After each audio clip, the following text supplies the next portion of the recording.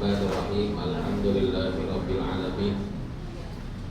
Assalatu wassalamu ala asyrafil mursalin sayyidina wa habibina wa syafi'ina wa maulana Muhammadin wa ala alihi wa sahbihi ajma'in. Subhanaka la ilma lana illa ma 'allamtana innaka antal alimul hakim. La haula wa la quwwata illa billahil aliyyil azim. Amma ba'du. Para hadirin wal hadirat, mari sama-sama kita baca doa. Ikuti setelah saya. Bismillahirrahmanirrahim. Rabbi auzi'ni an ashkura ni'mataka allati an'amta alayya wa ala walidayya wa an a'mala salihan tardahu wa adkhilni bi rahmatika fi ibadika shalihin. Hadratul Afadil wal Muhtaramin, pimpinan Inara Group yang sama-sama kita hormati, wabil khusus orang tua kita Bapak Haji Andi Bahtiardani, para sahabat sekalian, karyawan dan karyawati Inara Group yang mudah-mudahan selalu mendapatkan kucuran ridho dan rahmat Allah Subhanahu wa taala. Alhamdulillah, di pagi yang cerah ini Allah berkenankan kita semuanya untuk sama-sama kita berkumpul di tempat ini, untuk sama-sama kita berthalabul ilmi di hari Sayyidul Ayyam ini. Semoga Allah Subhanahu wa taala ridhoi kumpulan kita semuanya. Amin ya rabbal alamin. Yang kedua, salawat dan salam sama-sama kita sampaikan pada baginda alam Nabi kita Muhammad sallallahu alaihi wasallam. Nabi yang walaupun jasadnya telah wafat, tapi ruhnya tidak pernah mati. Nabi yang walaupun jasadnya telah tiada, hanya dengan datang ke Madinah saja rasa rindu kita bisa terlipur memori. Nabi yang merupakan manusia biasa, tapi bukan seperti manusia biasa. Para jamaah rahimakumullah, sebagai manusia biasa Rasulullah makan, kan? Rasulullah SAW minum. Kalau sudah makan, sudah minum, pasti ke toilet. Jamaah rahimakumullah, kita pun juga sama, ke toilet. Bedanya kalau kita ke toilet, keluar dari toilet seringkali masih ada saldoknya, jemaah. Entah bentuk ataupun bau. Tapi Rasulullah SAW kalau ke toilet tidak pernah ninggalin saldo. Kenapa kok bisa demikian? Satu ketika Aisyah radhiyallahu anha, istri Nabi kita Muhammad sallallahu alaihi wasallam, penasaran. Karena ternyata Rasulullah tidak pernah mengeluarkan bau sedikit pun juga kalau dia selesai dari toilet. Selesai Rasulullah dari toilet, zaman Nabi dulu belum ada toilet model kayak kita. Bahkan di kampung-kampung kita, sebagian daerah masih ada jemaah rahimakumullah rumah yang tidak punya toilet. Gimana kalau dia ke toilet? Ada istilah di Sukabumi namanya dolbon. Apa dolbon? Modal di kebun. Kenapa? Karena nggak punya toilet ya, Karena itu Rasulullah SAW mengingatkan, kalau engkau buang air, karena dulu belum ada toilet kayak kita. Satu, jangan buang air di bawah pohon tahta syajaratin musmiratin. Jangan buang air di bawah pohon yang berbuah. Kemudian jangan buang air fi hufratin, ke lubang. Jangan buang air fi ma'in rakidin, di air yang diam tidak ngalir.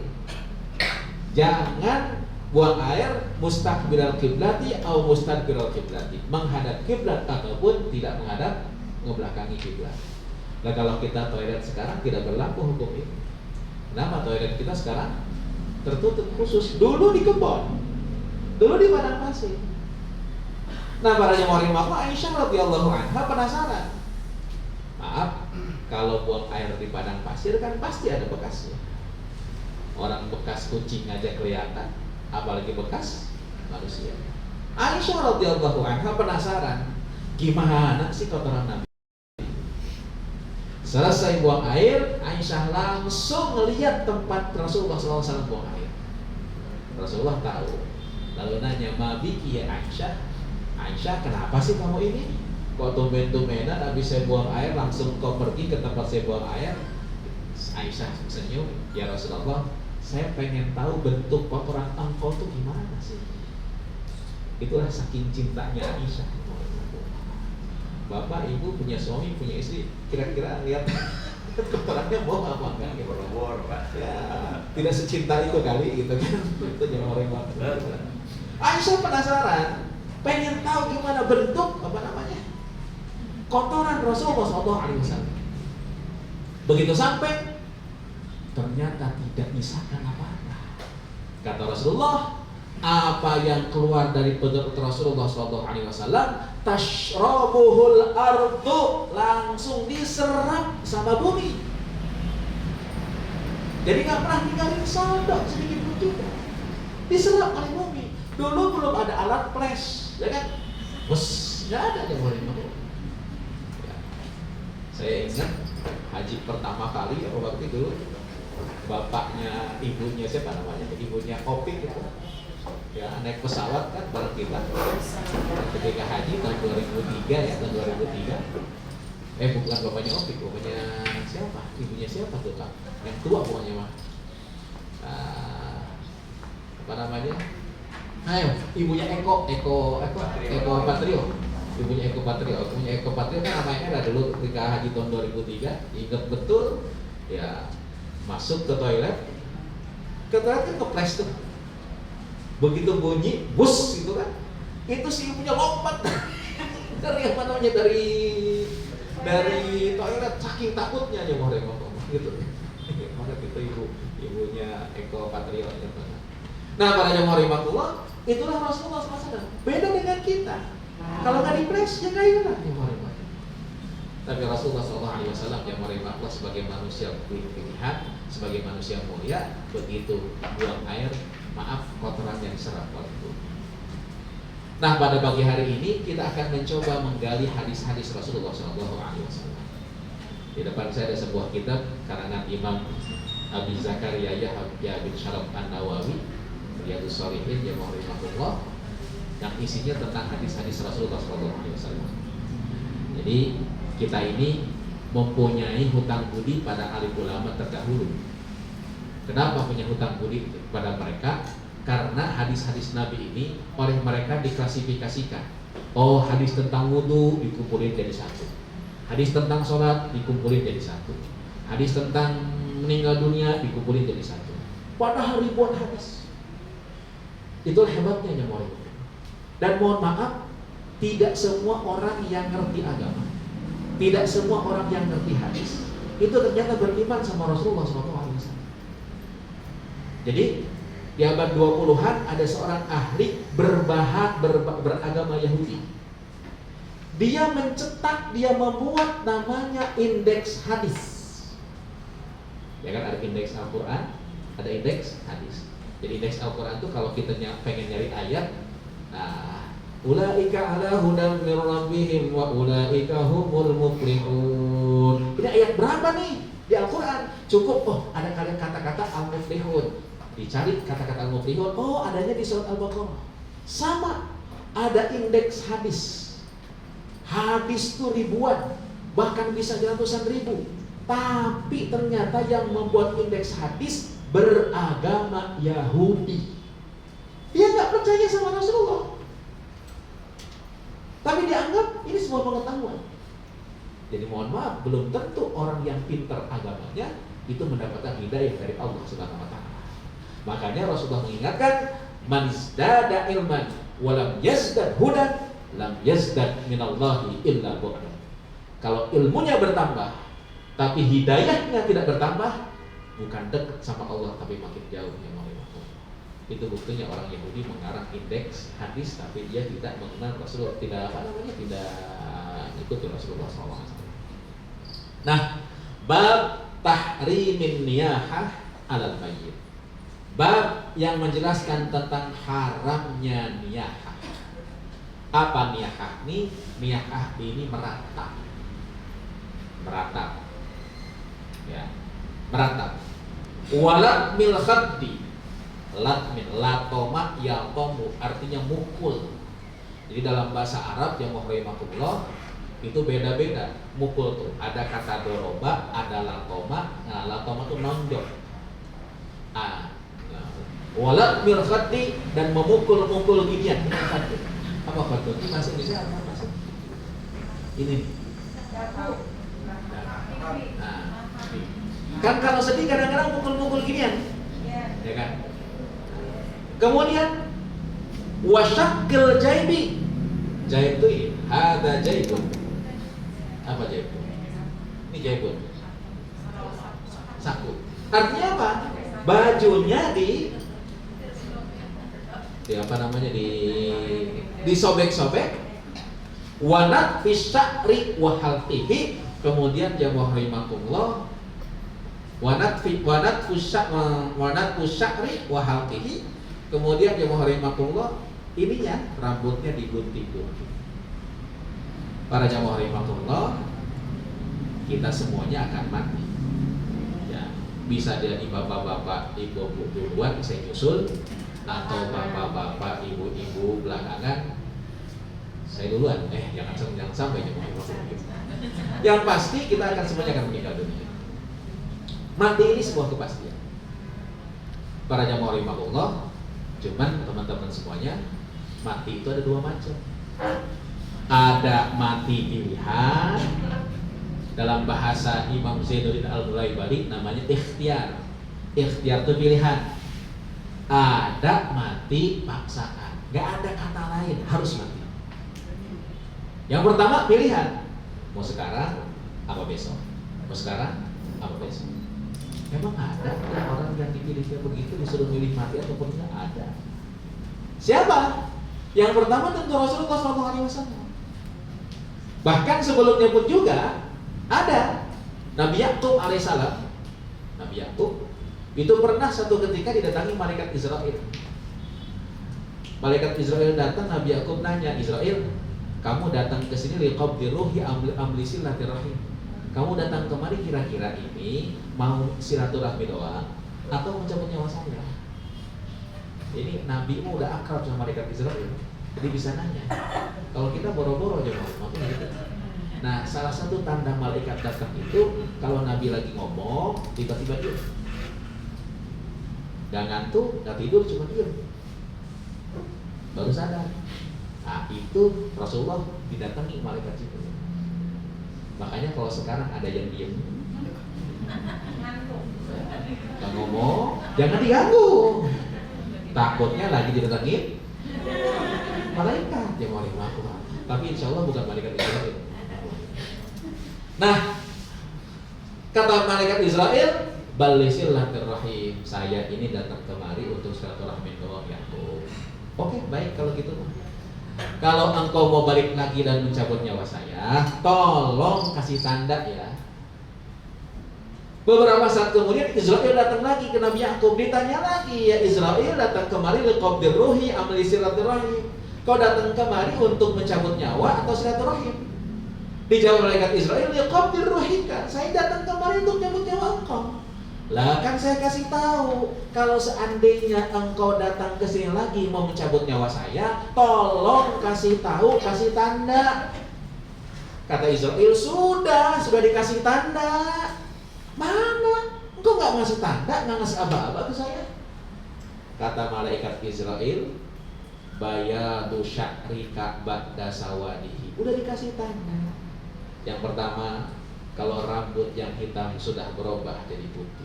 Udah parah nih. Pasul belum ya? Pasul belum. Ya kan?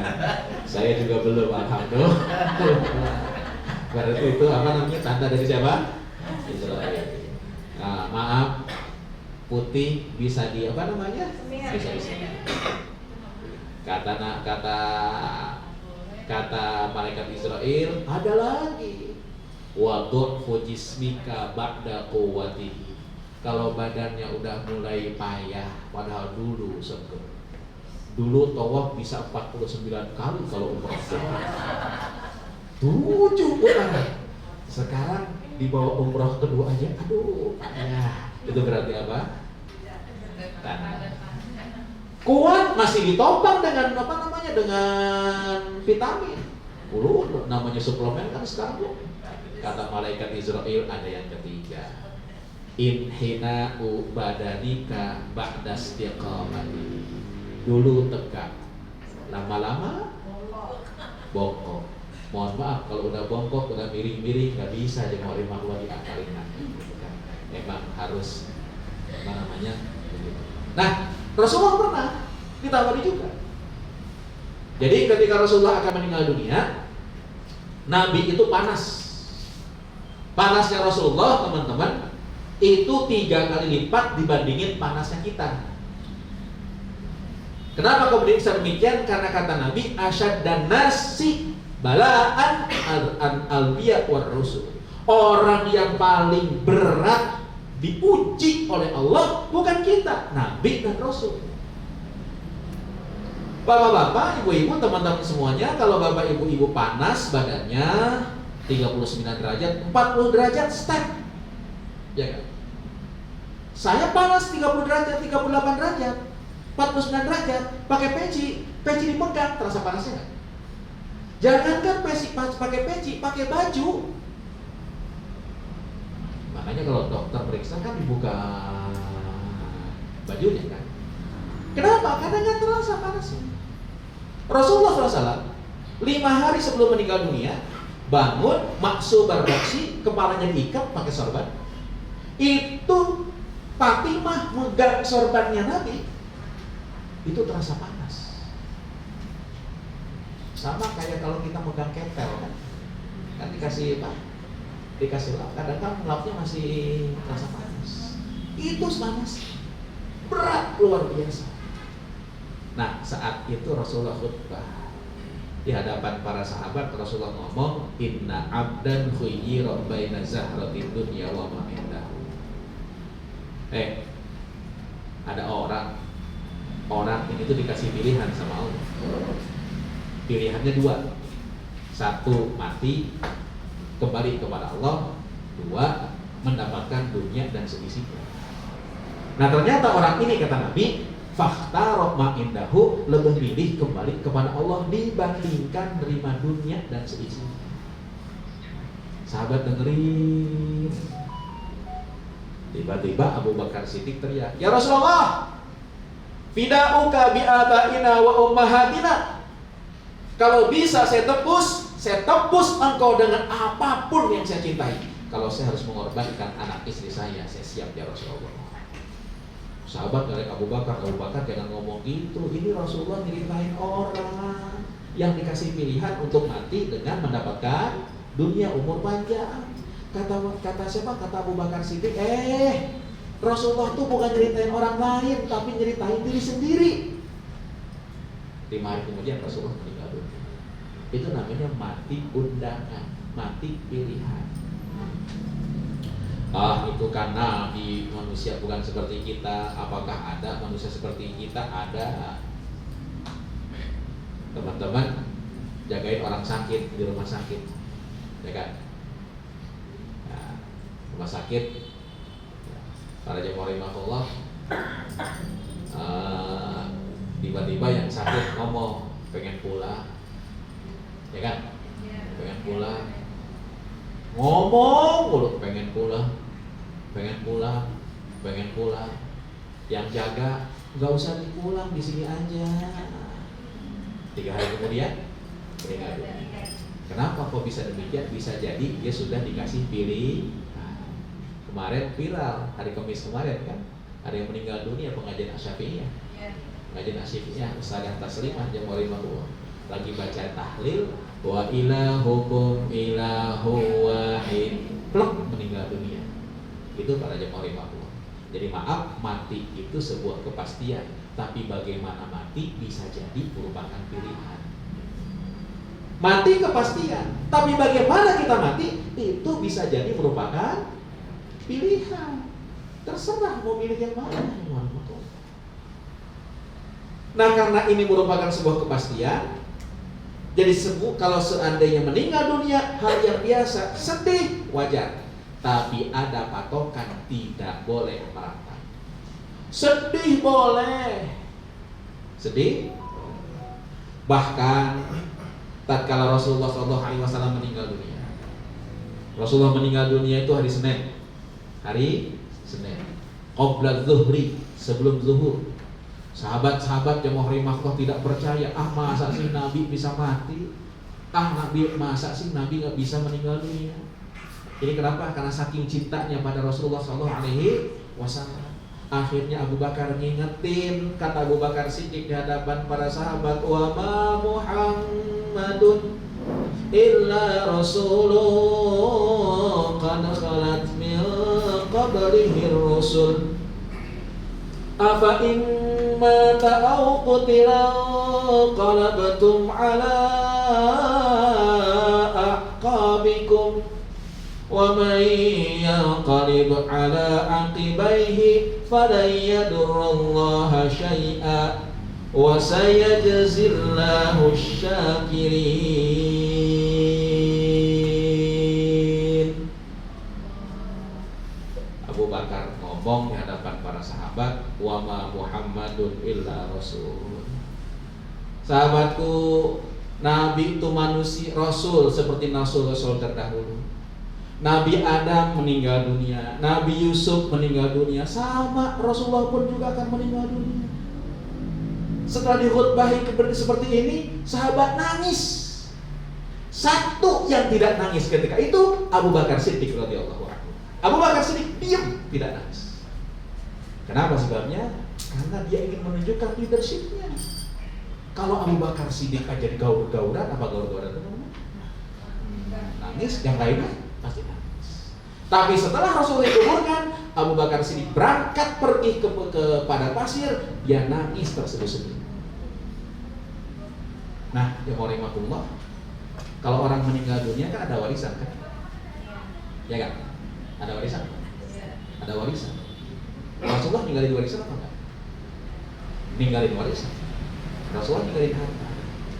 Rasulullah ninggalin warisan.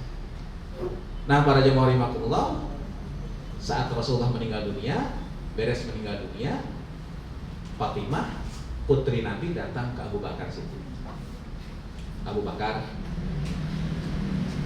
Rasulullah kan bapak saya. Kalau bapak meninggal dunia, anak itu mendapatkan warisan. Minta dong warisannya Rasulullah SAW. Jadi Fatimah minta dibagi waris dari hartanya Rasulullah SAW. Kenapa meminta waris? Bukan berarti Fatimah ngarepin warisan Nabi, tapi sebagai anak Fatimah ingin mendapatkan kenang-kenangan dari bapaknya. Itu. Tapi maaf, Abu Bakar Siddiq gak mau, gak ada warisan buat engkau. Rasulullah punya istri-istri. Istri-istri Nabi nggak dapat warisan dari Rasulullah SAW. Bayangkan, ketika Rasulullah masih ada, istri-istri Nabi dikasih nafkah. Begitu selesai Rasulullah meninggal dunia, nafkah dari mana? Hidup dari mana? Makanya jemaah rahimahullah, maaf, ada warisan. Warisan ini, ilmu faraid ini, Pak, Bu, adalah ilmu satu-satunya yang dijelaskan detail dalam Al-Quran.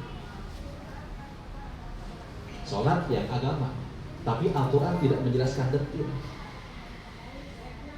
Zakat tidak dijelaskan detail dalam Al-Quran. Satu-satunya ilmu yang dijelaskan detail dari A sampai Z di dalam Al-Quran cuma ilmu waris. Bahkan kata Rasulullah, ta'allamu al-fara'idha wa'allimuha an-nas.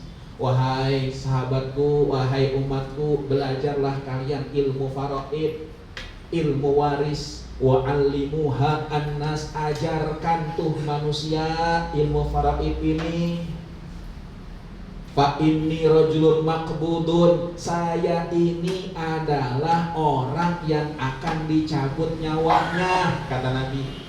wa sayuqbadu hadzal ilmu, dan ilmu faraid ini, ilmu waris ini, ilmu pertama yang akan dicabut dari muka bumi. Orang sekarang banyak kasus merasa lebih adil dibandingin Allah, supaya anaknya nggak ribut, harta dibagi gimana? Dibagi apa? Dibagi? Alasannya? Biar adil. Adilan mana kita dengan Allah? Adilan? Ayat yang kemarin kali dipakai. Padahal satu-satunya ilmu yang dijelaskan detil dalam Al-Quran, ilmu faraid. Perempuan dapat berapa, perempuan dapat berapa, perempuan dapat berapa. Ya kan? Sebelum haji kemarin saya dipanggil Pak sama sebuah keluarga. Ustaz tolong dong jelasin tentang ilmu faraid. Karena ada dua kelompok, ada dua kubu. Yang satu mempertahankan ini, yang satu mempertahankan ini. Saya datang, saya dengerin jamaah rahimakumullah orang ngomong. Ya, makanya maaf kalau ketemu satu ayat, kalau ketemu satu hadis, tolong jangan langsung ngambil kesimpulan hukum. Ini baru ketemu nemu hadis di Google, udah nyalain orang. Masya Allah, tabarakallah. Nah, orang ini ngomong, Ustaz, bahwa kita tuh wajib memberikan wasiat. Tuh ayatnya, kutiba alaikum idza hadara ahadakumul mautu in taraka khairanil wasiyatu lil walidaini wal aqrabina bil ma'ruf haqqan 'alal muttaqin. Kalau seandainya orang mau meninggal dunia, maka wajib kepada dia untuk memberikan wasiat. Wasiat untuk anaknya, untuk keluarganya. Haqqan 'alal muttaqin, ini merupakan hak wajib bagi orang yang bertakwa. Di ayat ini menunjukkan kalau mau meninggal dunia harus bikin wasiat. Jadi Bawar ini kalau udah ngerasa gue mau mati nih, gitu kan, bikin wasiat nih, wasiat harta ya sayang 1 triliun, amin ya robbal alamin, dibagi untuk si bulan. Para jamaah rahimakumullah, saya diam aja. Karena itu harus diwasiatkan, harus dibagikan menurut wasiat. Ini ayat Al-Quran. Saya bilang bapak ngaji di mana? Ini ayatnya. Saya bilang bapak, ayat waris itu proses penerapan hukum waris itu ternyata ada prosesnya. Zaman jahiliyah dulu, yang namanya perempuan itu sama sekali tidak mendapatkan warisan. Jadi ini sahabat-sahabat yang perempuan, kalau zaman jahiliyah dulu suaminya meninggal dunia, ya, begitu suami meninggal dunia, maka harta suami langsung diambil keluarga suami. Istri tidak dapat warisan sedikit pun juga. Rugi nggak? Makanya kalau jadi pelakor rugi sebenarnya.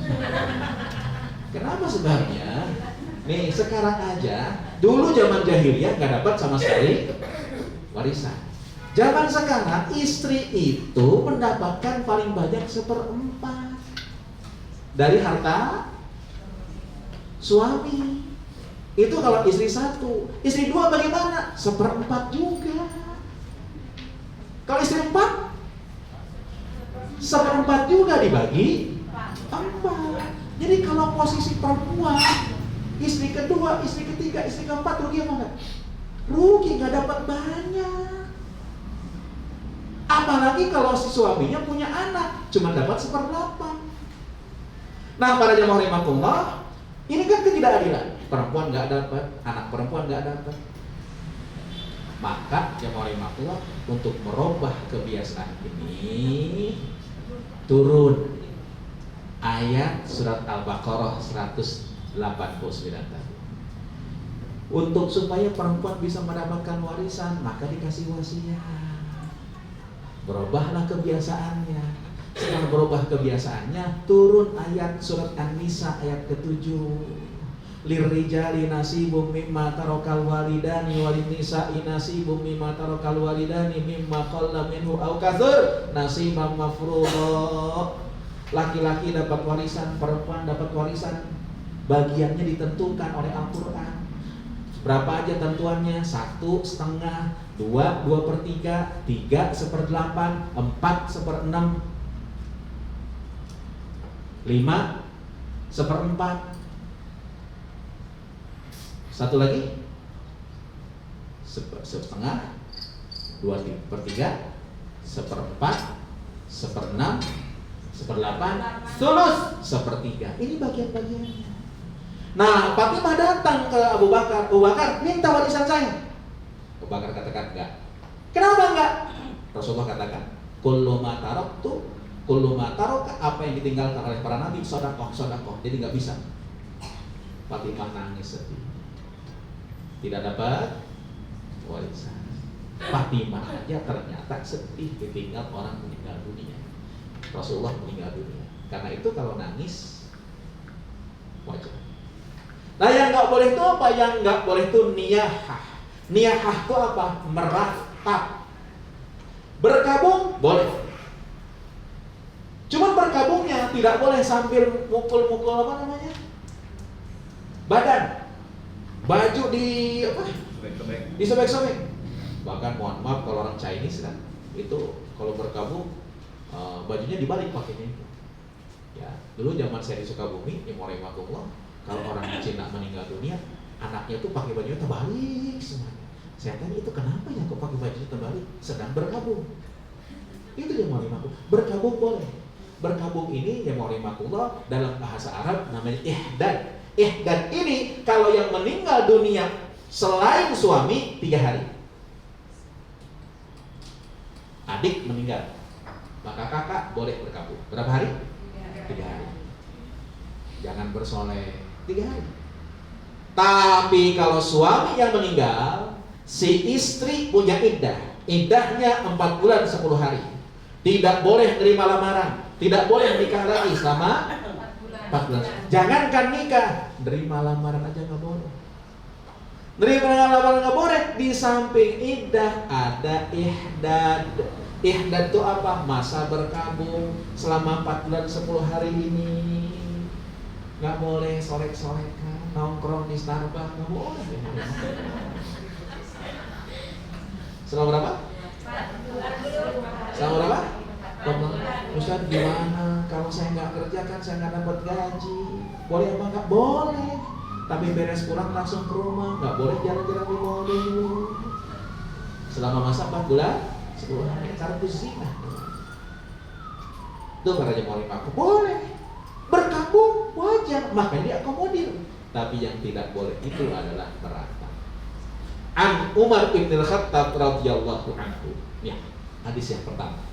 Dari sahabat Umar bin Al-Khattab radhiyallahu anhu, sahabat Nabi namanya Sayyidina Umar bin Al-Khattab. Teman-teman, satu ketika Rasulullah itu mengomentari Sayyidina Umar. Jadi kata Nabi, likulli nabiyyin muhdatsun. Setiap nabi itu punya orang yang omongan orang tersebut sesuai dengan kehendak Allah. Jadi sesuai dengan kenyataan omongannya itu. Jadi bukan weruh sadurung winara. Apa weruh sadurung winara? Tahu sebelum kejadian, tapi omongannya sesuai dengan kenyataan. Contoh, teman-teman pernah ke Mekah kan? Di depan Ka'bah itu kan ada makom Ibrahim, ya kan? Itu yang gambarnya kayak apa namanya? Ada makom Ibrahim. Dulu makom Ibrahim itu nempel dekat pintu Ka'bah.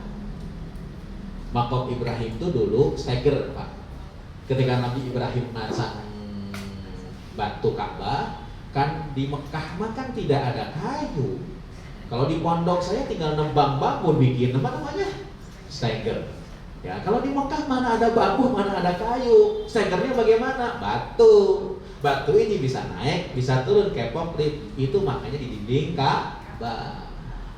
Nah, kemudian dimundurkan ke sekarang, ke tempat sekarang pada masa Khalifah Utsman bin Affan. Dulunya nempel. Nah, begitu melihat makam Ibrahim, kata Sayyidina Umar, ya Rasulullah, afatattakhidu maqama Ibrahim musalla. Kenapa enggak kita jadikan makam Ibrahim itu tempat sholat? Sholatlah di situ ya Rasulullah. Rasulullah diam, belum ada perintah Umar. Tiba-tiba Allah turunkan surat Ibrahim. Wattakhidhu min maqami Ibrahim musalla. Hei Muhammad, kalau mau sholat jadikan maqam Ibrahim tempat sholat. Jadi perkataan Umar sesuai dengan rencana Allah. Ya, Umar itu preman. Kalau kata bahasa Jerman, tukang gobok, tukang tarok, tukang bedol, tali antrok, namanya aku gitu kan. Ini bahasa yang orang Jerman yang ngerti mah. Yang bukan orang Jerman nggak ngerti ya, Bu. Yang orang Jerman tanya ke orang Jerman. Tukang bobok, tukang tarok, tukang bedol, tali antrok. Nah, jamaah rahimakumullah, karena preman, Sayyidina Umar datang. Ya Rasulullah, saya tuh mantan preman. Apa sih narkoba yang gak pernah saya minum? Minuman apa sih yang gak saya minum? Manson, brandy, vodka, break apa? Break apa? Tahu sih? Exo. Ya kan? Segala macam saya minum. Segala macam saya minum. Lalu kata Sayyidina Umar, bayin lana bayanan syafian anil khamri ya Rasulullah. Tolong jelasin hukum ini khamr, hukum ini minuman keras. Saya udah ngerasain rusaknya. Nabi nggak ngelarang, belum ngelarang. Kenapa? Ayat belum turun. Baru turun ayat. Yas'alunaka anil khamri wal maisir. Qul fihima itsmun kabirun wa manafi'u linnas wa itsmuhuma akbar min naf'ihima. Orang-orang bertanya, ya Rasulullah, ini gimana sih tentang khamr, minuman keras ini?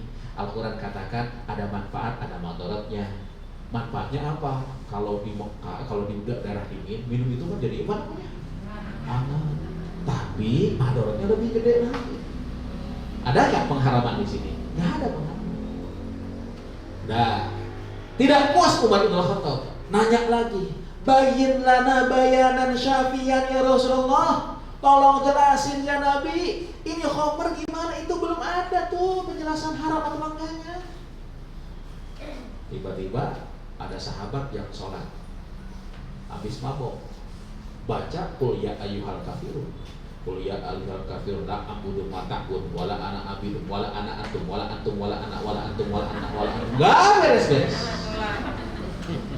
Enggak beres-beres. Bahkan kebalik-balik. Akhirnya dilaporin sama Rasulullah. Tuh kan Nabi orang mabok begini. Turun ayat la taqrabus sholata wa antum sukara. Kalau engkau lagi mabok jangan sholat. Jadi haramnya kalau sebelum sholat. Sayyidina Umar apa namanya? Penasaran lagi. Bayin, jelasin lagi ya Rasul. Akhirnya turun surat Al-Maidah, innamal khamru wal maisir wal ansabu wal azlamu rijsun min amali syaitan. Mabok perbuatan setan. Maka jadi akhir ayat ini fahal antum muntahun. Cukup, berhenti. Jadi perkataan Sayyidina Umar sesuai dengan kenyataan. Makanya kadang-kadang ada orang-orang soleh yang omongannya sesuai dengan kenyataan. Ini bukan ahli nujum, tapi saking dekatnya sama Allah sehingga perkataan dia sesuai dengan kenyataan. Inilah bedanya antara dukun sama orang soleh. Cuman sekarang dukun gelarnya ustadz, dukun gelarnya kiai, dukun pakai peci putih. Jadi teman-teman bingung, waduh kiai itu kan? Bukan, itu dukun. Kalau dukun nebak-nebak, kalau orang soleh perkataannya sesuai dengan kenyataan. Saya punya teman di Tangerang, saya ingat betul 25 tahun yang lalu, ya 25 tahun yang lalu dia dipanggil oleh kiai saya. Waktu itu saya ngaji di Bogor, anak sama mama ajeng anak Robi. Waktu saya itu dipanggil ke rumahnya, dinasihatin, Jan, kalau bahasa kita, nak, kamu belajar yang benar. Nanti pesantren itu kamu yang terusin. Pesantren itu kamu yang terusin. Ini teman saya ini, hatinya itu nolak. Bapak saya masih ada. Di atas saya kakak saya masih ada 2. Jadi kalau bapak saya meninggal, kakak saya ngurusin. Saya mah nggak bakalan ngurusin ngurusin foto. Tiba-tiba 5 tahun yang lalu atau 6 tahun yang lalu bapaknya meninggal dunia, ya kan? Bapaknya meninggal dunia, 1 bulan kemudian kakaknya meninggal dunia. 1 bulan kemudian kakaknya meninggal dunia. Dia aja jadi pimpinan pesantren. Yang pertama kali datangin kiainya, Pak Kiai, betul 25 tahun yang lalu nasihatin supaya saya siap-siap jadi pimpinan pesantren. Sekarang saya rasakan. Jadi perkataannya itu sesuai. Makanya hati-hati dengan orang-orang yang soleh. Kenapa? Karena perkataan itu kadang-kadang sesuai dengan perkataan kenyataan kehendak Allah Subhanahu wa taala. Ittaqu firasatal mu'minin, kata Rasulullah SAW. Nah, Umar bin Khattab itu begitu orang. Kata Sayyidina Umar, al-mayyitu, adapun orang yang meninggal dunia, mayyit. Jadi mayyit itu bahasa Arab, yu'adzabu, diadzab fi qabrihi, di kuburannya, bima niha alaihi, kalau dia diratapi. Jadi kalau ada orang meninggal dunia, si fulan meninggal dunia, anaknya meratap, istrinya meratap, saudaranya meratap, mayatnya diapain? Mayatnya diapain? Diazab. Cuman maaf, hadis ini kali arti harapnya demikian. Makanya hati-hati kalau kita terima hadis, tanya ke orang ahlinya. Maaf, teman-teman semuanya, yang ngeratap anaknya, keluarganya, saudaranya, kok yang disiksa? Hah? Mayat. Itu sama kayak orang yang nyolong, saya yang digebukin. Kok bisa begitu? Apa maksud hadis ini? Kenapa kok orang yang meninggal dunia dia justru diazab kalau diratapi? Kan orang meninggal dunia udah nggak bisa keratap lagi. Orang yang mati bisa nggak nangis lagi? Bisa nangis lagi yang meninggal dunia? Enggak. Orang dimandiin aja diem aja, dicemok-cemok diem aja kira-kira. Kalau lagi mandiin, cemok-cemok tiba-tiba, weh, apa yang terjadi? Kabur sama orang mabuk. Lalu kenapa kok orang yang meninggal dunia dia yang meratap orang lain, kenapa dia yang diangkat? Jamaah rahimakumullah, para alim ulama, jumhur ulama mayoritas memahami hadis ini. Satu, mayat itu diazab kalau diratapi jika si mayat wasiat sebelum meninggal dunia. Wasiatnya bagaimana? Nanti kalau saya meninggal dunia tangisin ya. Kalau saya meninggal dunia tatapin ya. Kalau saya meninggal dunia bikin hari berkabung ya. 7 hari 7 malam hari berkabung. Kayak Ratu Elizabeth kan. Ratu Elizabeth mati kemarin sampai sekarang belum dikuburin. Kapan dulu Tanggal 19 kan? Hari ini. Ya, itu yang wali waktu. Nah, baru itu yang diazab. Tapi kalau seandainya nggak diwasiati, tidak apa-apa, nggak diazab lagi. Itu jumhur ulama. Yang kedua dipahami tetap diazab. Kenapa? Karena dia tidak mewasiatkan untuk tidak meratapi. Tidak, ternyata tanggung jawab kepada orang lain itu untuk amar ma'ruf nahi munkar sampai ke yang lain. Kalau nggak beramar ma'ruf nahi munkar, maaf, kita punya tanggung jawab sampai ke kuburan kita semua. Inilah tentang niyahah. Niyahah itu meratap ketika orang meninggal dunia. Ya, hadisnya yang saya baca baru 1. Padahal hadisnya banyak betul. Ada sekitar 10 hadis. Nah, hadis-hadis yang lain kapan-kapan kita akan bahas. Baik, kalau nggak ada kita bacakan umul kitab suratul Fatihah. Kita mohon pada Allah Subhanahu wa taala semoga Era diberikan kemudahan dalam segala hal. Ibu Haja Irmawati diberikan kemudahan, diberikan kesehatan, begitu juga karyawannya dan seluruh keluarga besarnya diberikan kemudahan dan keberkahan. Ala hadhihi niyyah wa likulli niyatin shalihah wa ila hadratin nabiyil mustafa Rasulullah sallallahu alaihi wasallam bi niyatil qabul wa tamami kulli sul. Al-Fatihah. A'udzu billahi minasyaitonir rajim. Bismillahirrahmanirrahim. Alhamdulillahirabbil alamin arrahmanir rahim maliki yaumiddin.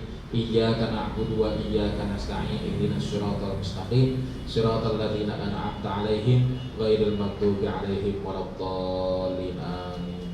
Bismillahirrahmanirrahim. Alhamdulillahirabbil alamin hamdan yuwafi ni'amahu wa yukafi mazidah.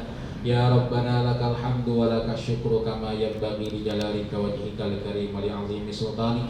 Allahumma shalli ala sayyidina Muhammad wa ala ali sayyidina Muhammad. Rabbana zalamna anfusana wa in lam taghfir lana wa tarhamna lanakunanna minal khasirin. Allahumma la tada' lana fi maqamina hadza dhanban illa ghafartah wa la hamman illa farajtah wa la 'aiban illa satartah wa la maradan illa syafaitah wa la maqsadan illa ballaghtah wa la amalan illa hasaltah wa la hajatan min hawaijid dunya wal akhirah hiya laka ridwan wa fiha lana salah illa qadaitaha wa yassartaha ya rabbal alamin. Allahumma ij'al auladana wa banatana wa dhurriyyatina wa talamidana wa tilmidatina min ahlil ilmi wa ahlil khair wa la taj'alna wa iyyahum min ahli syarri wad dhair. Allahumma arzuqna fahman nabiyyin wa hifdzal mursalin wa ilhamal malaikatil muqarrabin. Ya muyassira kulli asir fataysirul asir alayka yasir. Ya man la yahtaju ilal bayani wat tafsir hajatuna ilayka katsir wa anta alimun biha wa basir.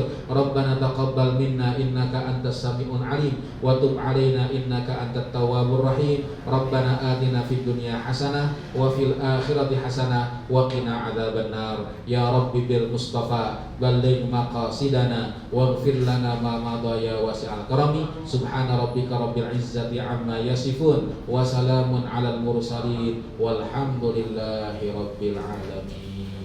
Terima kasih. In uridu illal islaha mastata'tu wa ma taufiqi illa billah alaihi tawakkaltu wa ilaihi unib. Hasbunallahu wa ni'mal wakil ni'mal maula wa ni'man nasir. La haula wa la quwwata illa billahil aliyyil azim. Wallahu muwaffiq ila aqwamit thariq. Assalamualaikum warahmatullahi wabarakatuh.